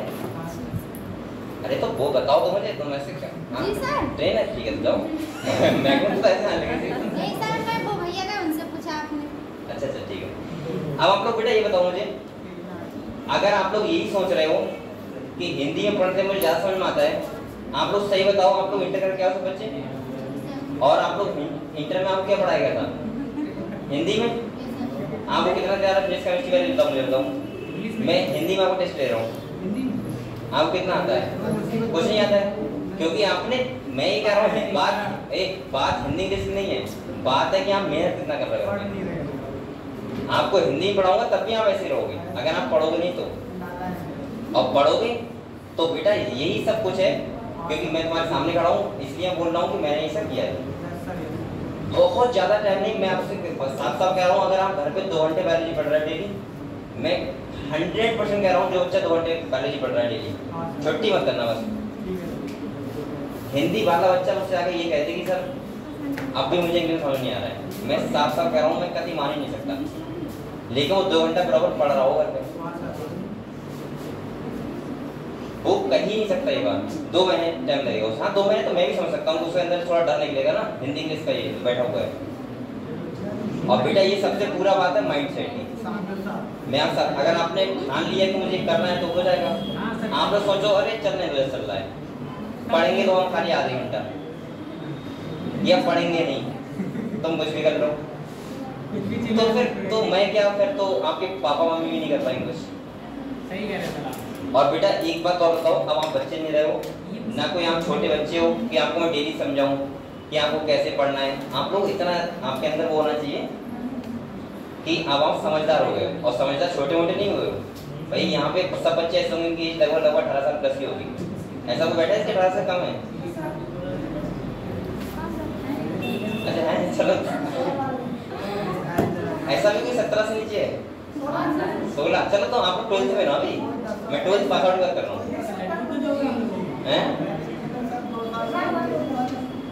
जिसने 12th पास कर लिया 18 प्लस की होगा।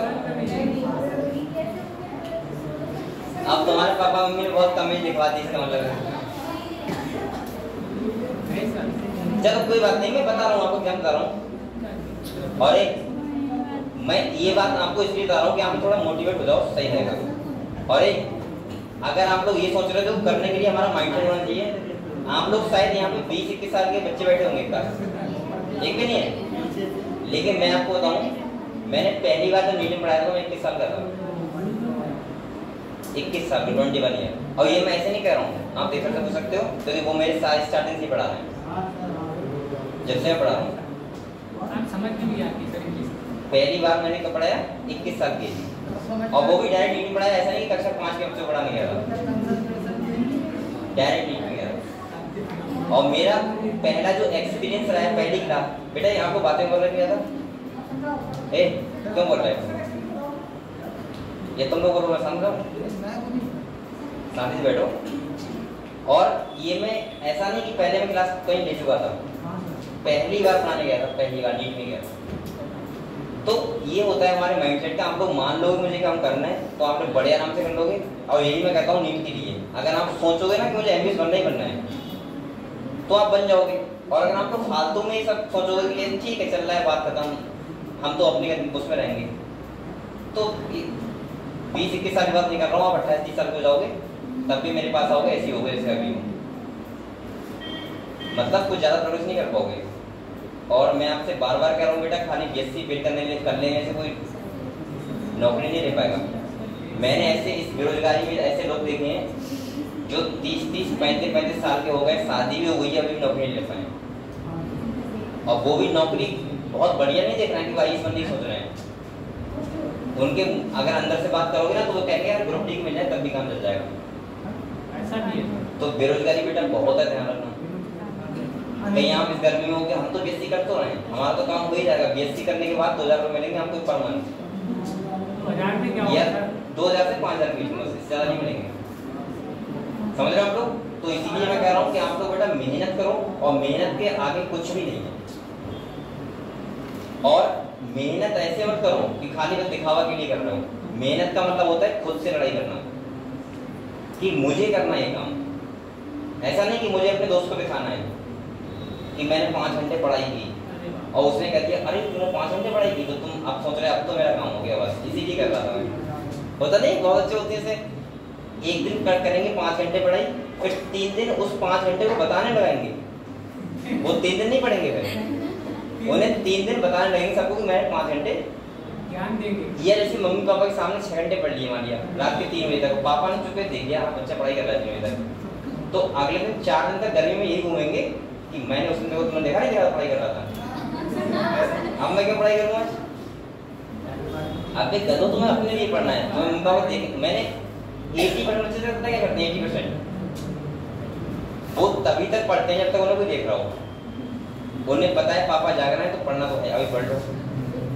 और जैसे उन्हें लगा कि अब तो कोई भी नहीं जाग रहा है, मतलब पापा भी सो गए, मम्मी भी सो गई, सिस्टर अगर देखती कि भाई पढ़ रहा है तो वो भी सो गई, अब तो मुझे कोई भी नहीं देख रहा है, आप क्यों पढ़ो? ऐसा 80% बच्चों को मन में आता है ना। कॉपी बंद की, उसके बाद चाहे फोन चला रहे हैं, कुछ भी कर रहे हैं, लेकिन पढ़ेंगे नहीं। बेटा ये बात पता है, यही बात तो होती है सबसे बेकार वाली हमारे अंदर बैठी होती है। पढ़ाई आपको दिखाने के लिए नहीं, अपने लिए करनी है। और यही मैं कहता हूँ कि आपका रिजल्ट डिसाइड नहीं करेगा कि आपके नंबर कितने टेस्ट में आ रहे हैं। अगर आप ये मान के चल रहे हो कि पढ़ाई कर रहा हूँ, नंबर कमाना है, कोई बात नहीं, मुझे दिखाना ही नहीं है, कैसे दिखाना है? मैं देखूंगा आपका रिजल्ट, चलो मान लेता हूँ, मैं मान लूंगा कि इस बच्चे के 400 नंबर आए हैं और बच्चा अच्छा है पढ़ने में, ये डिसाइड नहीं करेगा। डिसाइड ये करेगा कि नीट के रिजल्ट में कितने नंबर लेके आए हैं। हो सकता है किसी बच्चे का भी 100 नंबर आ रहा हो, लेकिन वो छुप के इतनी मेहनत कर रहा हो कि वो 5 महीने बाद एकदम से उसके 400 आ जाए और नीट में उसके 600 आ जाए। आपको पढ़ाई किसके लिए करनी है? अपने लिए। और बेटा एक बात और ध्यान रखना, हमेशा ध्यान रखना, अगर आप मेहनत कर रहे हो तो आपका रिजल्ट अपने आप लोगों को दिख जाएगा, हमें किसी को बताने की जरूरत नहीं होती है। आप लोग दिखावा मत करो लाइफ में, कभी भी ध्यान रखना, दिखावा करने में लाइफ बहुत बेकार होती है। वो पता है क्या होता है? एक टाइप का नार्सिसिज्म होता है, आपने शायद वीडियो देखा हो, किसी को देखा हो, जानते हो नार्सिसिज्म क्या होता है? नार्सिसिज्म का मतलब होता है अपने अंदर ही अंदर अपने आप को सब कुछ मान लेना, उसे बोलते हैं नार्सिसिज्म। ऐसे लोग सैडिस्ट होते हैं, सैडिस्ट। जैसे सपोज मानो मेरा बहुत अच्छा बॉडी है, मान लो है तो नहीं, तो अब समझो ऐसे 80% लोग होते हैं, चाहे दूसरा आदमी तुम्हारे बारे में कुछ भी सोच रहा हो, लेकिन उसे अपने अंदर लगेगा मैं हूं, वो होती है नार्सिसिज्म, दिखावा करना। ये जैसे उसने हाफ टी शर्ट पहन लिया, उन्हें लग रहा है कि मैं ही दिख रहा हूँ, मेरे मुकाबले कोई है नहीं आप दुनिया में। मैंने आपसे कहा था तुम्हारी जो लाइफ है तुम लोग अभी इतना सिंपल रहो, इतना सिंपल रहो कि अगर तुमसे कोई ये भी कहते साला बेवकूफ है तब भी कहना हाँ हूँ यहाँ पर क्या करूँ बताओ, तब कुछ कर पाओगे। अगर तुम्हारे अंदर 1% भी ईगो आ गया किसी टाइप से, 1% भी ईगो का मतलब समझ रहे हो? नहीं नार्सिसिज्म सैडिस्ट है, मैं बता रहा हूँ लाइफ में कुछ नहीं कर पाओगे। क्योंकि बहुत बहुत अच्छे लोग दुनिया में पड़े, बहुत अच्छे लोग, समझ रहे हो? और नौकरी लेना है जो एमबीए करना इतना आसान काम नहीं है, ये बहुत कठिन काम है। और अभी तो आप बहुत छोटे, आपकी लाइफ तो अभी जीने की पड़ी है आपको पूरी। अभी आप अगले जैसे जाओगे, लाइफ में फेल होगे, फिर उठोगे, फिर आगे बढ़ोगे, फिर फेल होगे, फिर आगे बढ़ोगे, तो आपको समझ में आएगा कि वास्तव में लाइफ कैसी थी। हम तो सोच रहे थे कितनी मस्त जिंदगी जी रहे हैं हमको, समझ लो? तो ये मैं बता रहा हूँ, और ये मैं इसलिए बता रहा हूँ कि हम लोगों ने बहुत ज़्यादा, मतलब मैं ऐसा नहीं कहूँगा कि मैंने कसमबाजी बना था मैं, लेकिन संघर्ष मैंने किया है, तो आप लोग करो। संघर्ष का मतलब हम लोगों ने क्या संघर्ष किया है? 1.5 साल हो गए, क्या वो संघर्ष नहीं कर वो जैसे मतलब हम लोग साथ में रहते हैं, पता होगी बात, पता है सब बच्चों को बता रहे हैं। उस जैसे मैंने उनसे सीखा है, मैं मानता हूँ लग रहा है वो बड़े भाई की तरह है मेरे, और हमेशा मेरे साथ ही रहते हैं, वैसे ये बातें मैं शेयर नहीं करता कभी, बता देता हूँ बच्चों को हाँ मोटिवेशन कैसे आना चाहिए। शायद हमको पता होगा देव सर IIT धनबाद से हैं, पता होगा सब बच्चों को, वो कहीं भी चले जाएं या उनको 1 लाख प्लस सैलरी मिल सकती है हर जगह, हर जगह सही है, हर जगह मिल सकती है क्योंकि IT वाला बंदा है, कहीं चला जाएगा आराम से कमा लेगा। दूसरा वो आज भी 2 बजे तक पढ़ाई करते हैं, आज भी 2 बजे तक पढ़ाई करते हैं, और इतना सक्सेसफुल होने के बाद तुम्हें पता है उनका खुद का इंटरव्यू चल रहा है। और दूसरा क्या है, तीसरा सुनो, तुम लोग जो इतने वो करते हो ना कि हम क्या है, मतलब क्या नहीं हो, लेकिन अपने आप में एक नॉर्मल कैसा आ जाता है वो बता रहा हूँ मैं। जिस बंदे का खुद का इंटरव्यू चल रहा है कभी जाकर प्रिंसिपल बन जाएगा, कोई नौकरी करेगा क्या आगे। हम लोग और मतलब ऐसा नहीं कि हमारे घर वाले बहुत सक्सेसफुल लगभग, लेकिन हम लोगों ने कभी मुझे लगता है 5 साल हो गए देखते हुए कुछ ना 1 भी रुपया रख नहीं लिया है, चाहे हमने यहाँ घूम के रह काटा हो, मतलब खाना नहीं खाया होगा लेकिन रुपये रख नहीं लिया। क्यों? क्योंकि हमें पता है कि हमें अपने आप को कैसे मोटिवेट करना है, ऊपर उठाना है। वो चाहेंगे तो कई प्रिंसिपल बन जाएंगे सभी लोग, उन्हें क्या जरूरत है पढ़ने की, लेकिन अपना जो अलग होता है स्टार्टअप वो अलग होता है। तो आप लोग सीखा करो, और आप लोग इसीलिए बेटा बहुत मेहनत करो, अगर आप लोग ऐसे मेहनत नहीं करो तो कैसे काम चलेगा। और ये सब इसलिए बता रहा हूँ कि आपके सामने ऐसे लोग हैं तो दूसरे लोगों की क्या जरूरत पड़ेगी, क्योंकि मैं ऐसा नहीं किसी कहानी बता रहा हूँ हाइपोथेटिकल कि भाई जाओ किताबें पढ़ दो, ऐसा नहीं करना है। हाँ एंजॉय भी करना है लाइफ में, ऐसा नहीं, मैं ये नहीं कह रहा हूँ कि संघर्ष ही करना है, खाली रोबोट नहीं बनना है, रोबोट भी नहीं बनना है कि सर ने कहा है तो मैं 7 घंटे पढ़ूंगा ही पढ़ूंगा, भाई 3 घंटे और भी काम करो, पूरे करने हैं 7 घंटे में 3 घंटे और भी काम करो, लेकिन 4 घंटे मेहनत से पढ़ लो, मैं कहना चाह रहा हूँ, ठीक है। सब काम सारे करो, ठीक है, वरना आपको लाइफ बहुत बोरिंग लगेगी अपनी, कि कहाँ दुनिया में जिंदा रह के फायदा निकलना है। चलो पढ़ लेते हैं, बहुत मोटिवेशन हो गया आज, और हम लोग पहले पढ़ाई कर लेते हैं आज, ठीक है। बेटा ये बताओ हम लोग ये समझ गए, एक holo enzyme equal to apo enzyme plus cofactor, और कोफैक्टर कितने टाइप के होते हैं? 3 टाइप के। कितने टाइप के होते हैं? एक होते हैं कौन? पेरोस्टैटिक ग्रुप, बेटा बोलो मत हमको। दूसरे टाइप क्या हो सकते हैं? एक तो होता है मेटल आयन, और दूसरा क्या था?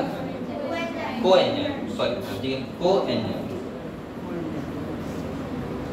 आप लोग समझ गए? तो ये 3 टाइप के हमको पढ़ना है।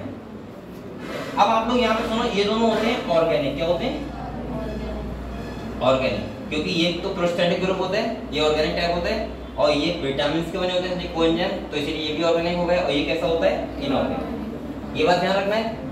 दूसरा आप लोग सुनो, जो ये प्रोस्टैटिक ग्रुप होते हैं ये बेटा टाइटली बॉन्ड होते हैं, टाइटली बॉन्ड वाला समझते हैं आप लोग?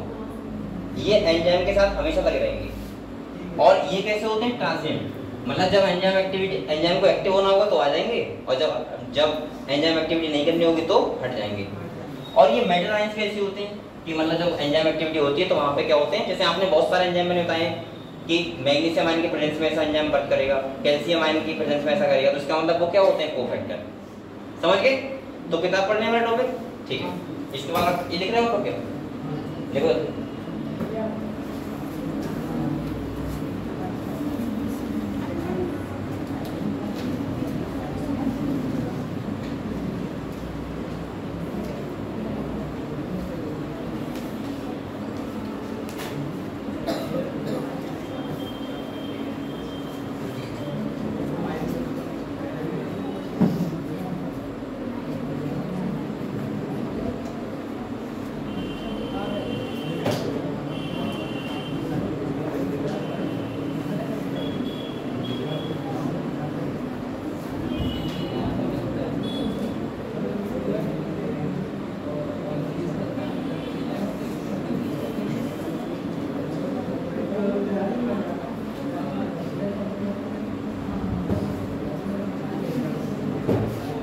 देखिए अब हम लोग पढ़ लेंगे किताब, इस चैप्टर के बाद खत्म हो जाएगा, लास्ट टॉपिक कोफैक्टर, इसके बाद हम लोग नेक्स्ट चैप्टर पढ़ेंगे।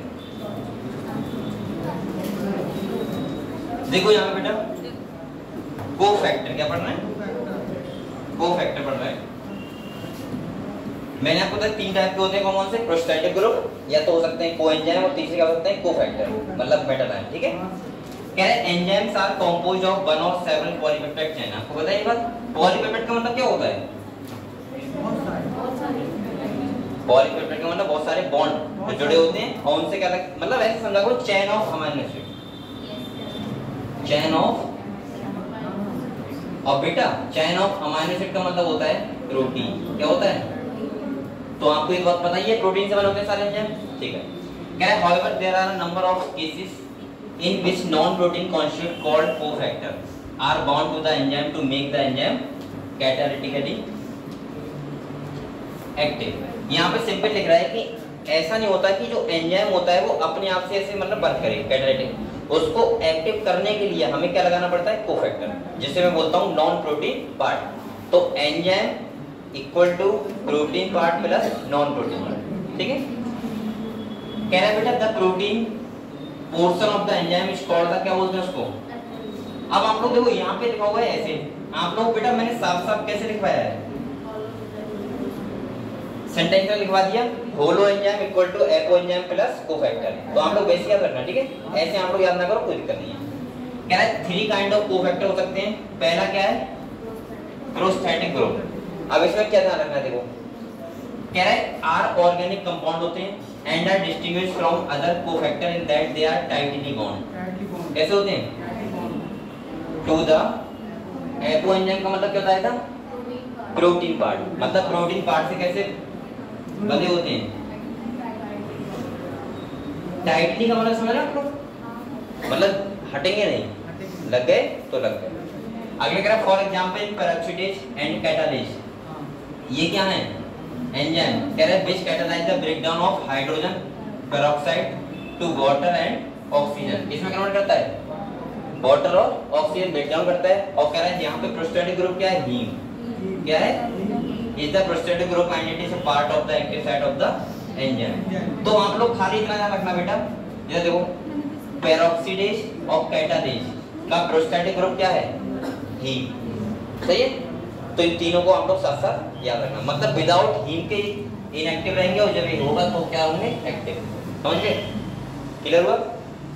दूसरा देखो, तो 2 बातें, ऑर्गेनिक कंपाउंड होते हैं, दूसरा टाइटली बॉन्ड होते हैं, और इन एंजाइम के साथ ध्यान रखना हीम। हीम क्या है? उसका प्रोस्टैटिक ग्रुप है। ठीक है, अगला आता है हमारा कोएंजाइम। क्या आता है? अब ये कह रहे हैं कोएंजाइम का मतलब क्या होता है? समझो, हो गया चैप्टर। अब यहाँ पे जो कोएंजाइम होते हैं क्या होते हैं? विटामिन। क्या होते हैं? जैसे यहाँ पे एक लिखा हुआ है नाम नियासिन। क्या लिखा हुआ है? नियासिन। सही है, वो नाम याद रखना। कह रहा है coenzyme are also organic compound, ये भी ऑर्गेनिक है, but their reaction with the apo enzyme is only transient. Transient मतलब क्या होता है? जब वर्क करना होता है तो क्या होते हैं? लग जाते हैं। एंजाइम एक्टिव करना होता है और वैसे हट जाते हैं। कह रहे हैं usually occurring during the course of catalysis. Furthermore coenzyme serve as cofactor in a number of different enzyme catalyze reaction. The essential chemical component of many coenzyme are vitamins। कैसे होते हैं? विटामिन। जैसे यहाँ पे लिखा है NAD और NADP का जो होता है वो क्या होता है? नियासिन। तो आप लोग ध्यान रखना है। ठीक है, नियासिन, और वहां मैंने क्या होता है? हीम। ठीक है, आ जाओ कोफैक्टर पे। तीसरा जो हमारा क्या है? Metal ion. तो मेटल आयन तो समझते हो। कह रहा है number of enzyme require metal ion for their activity which from coordination bond with side chain of the active site and at the same time from one or more coordination bond with the substrate। जैसे यहाँ पे अब ये बात ध्यान रखना बस खाली, zinc is a cofactor for the puritic enzyme जिसका नाम है कार्बोक्सी। अब यहाँ से आपको 4 बातें याद रखनी। क्या कहते हो? कोफैक्टर से एक क्वेश्चन आता है, ध्यान रखना, यहाँ से आ ही जाता है क्वेश्चन।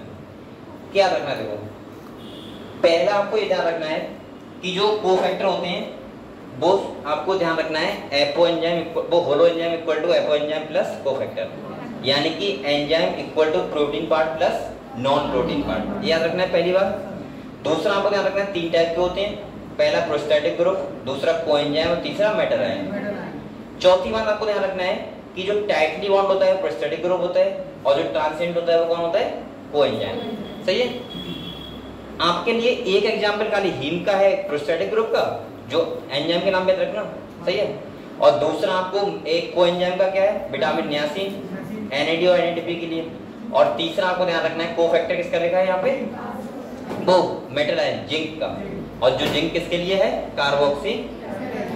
मुझे लग रहा है यहाँ पे नीट में 3-4 साल से क्वेश्चन आ रहा है, और ये जितने मैंने बात बताई इन सबसे क्वेश्चन आ चुका है, एक क्वेश्चन सबसे, इससे भी आ चुका है, और तुम्हारा नियासिन से भी आ चुका है, और जो मैंने बताया holo enzyme equal to apo enzyme plus cofactor, उससे भी आ चुका है। समझ गए? तो हम लोग ये बताओ चैप्टर हो गया।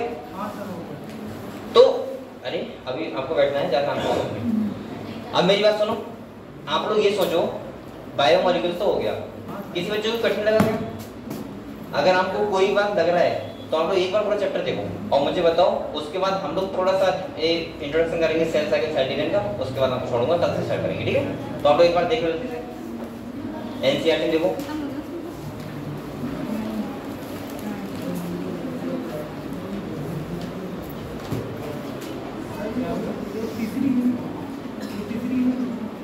हाँ,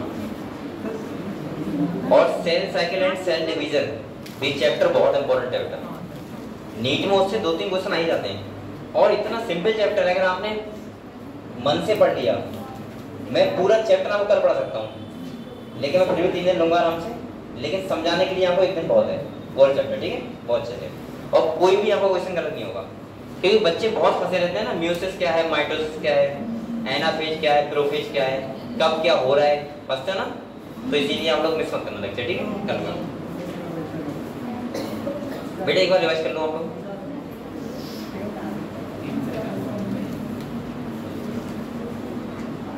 आज बरसात में बच्चे कब आए ना, बरसात में बरसात सही हो गया था, तो तुम कौन थे? ट्रेन छूट गई, पकड़ के खींच लिया। कल थक गए थे क्या पेपर देके? ट्रेन छूट गई, हो सकता है थक गए हूँ पेपर देके हैं।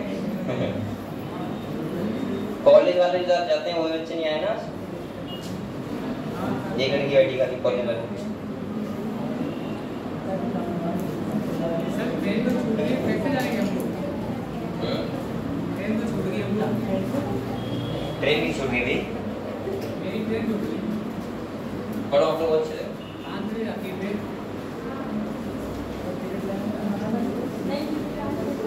5 मिनट नहीं, लेकिन 2 मिनट और आप लोग करना क्या है, जाके एक बात और सुनो, आज जाओगे 100% एक काम करना, ये अभी पढ़ाया ना, लगभग सब बच्चे इस चैप्टर के 100 क्वेश्चन लगा लेना, 100 क्वेश्चन लगभग, ये मैं आज लगवा दूंगा ना, क्या बताओ किसी के, ठीक है? तो बायोमोलिक्यूल लगवा, ठीक है? ठीक है, वैसे ही मैंने सेल के लगवाए ना उसे, तो आज हम लोग बायोमोलिक्यूल की बात करेंगे, ठीक है? वहीं में, क्योंकि आप लोग जो क्वेश्चन लगाओगे तो आपको बायोमोलिक्यूल्स चैप्टर में बहुत चीजें कलर क्लियर होंगी आपकी, कि अरे ये वाली बात तो ऐसे हमको पढ़नी थी, ये वाली बात यहाँ पे ये ज्यादा याद रखना है ना क्वेश्चन लगाने से, मगर आप लोग चलो पढ़ो।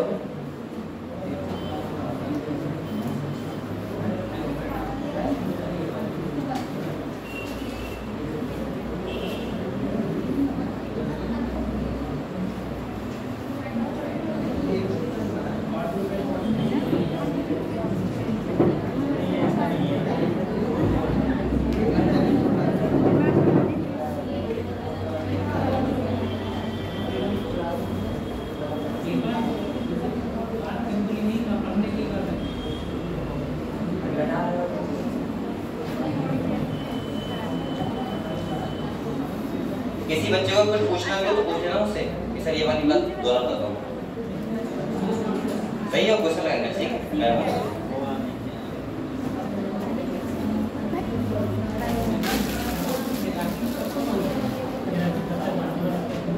बिस्किट खा रहे, बिस्किट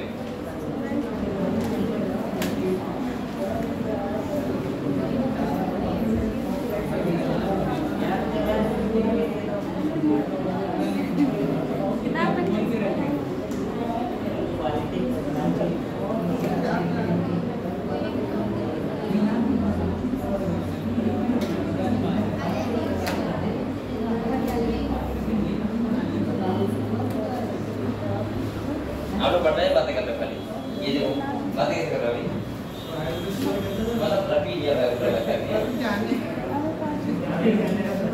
मतलब बॉर्डर में, समझ गए? हम लोग बातें कर रहे हैं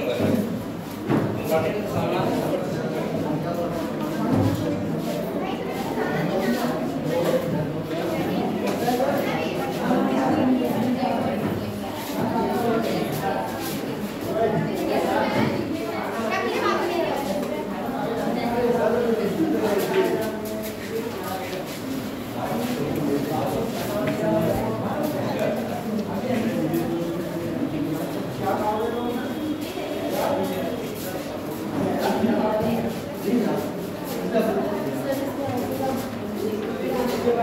तो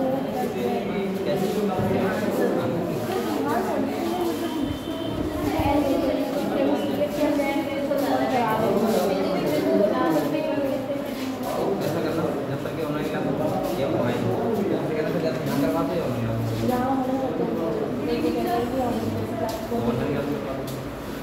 नहीं और मैं आज यूज करूँगा या तो इसके जैसे करवा दूँ बाहर करवा दूँगा वरना ये करवा दूँगा